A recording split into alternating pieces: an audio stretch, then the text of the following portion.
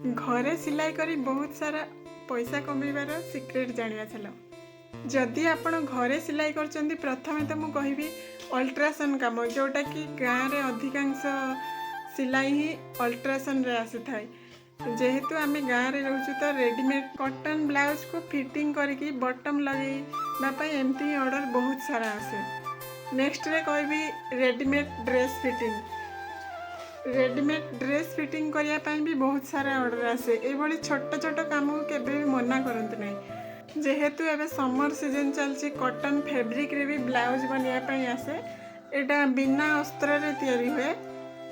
यही सब काम को केबे भी मना करते नहीं। यही सब छोट छोट काम ही आम बहुत सारा पैसा इनकम करि थाउ।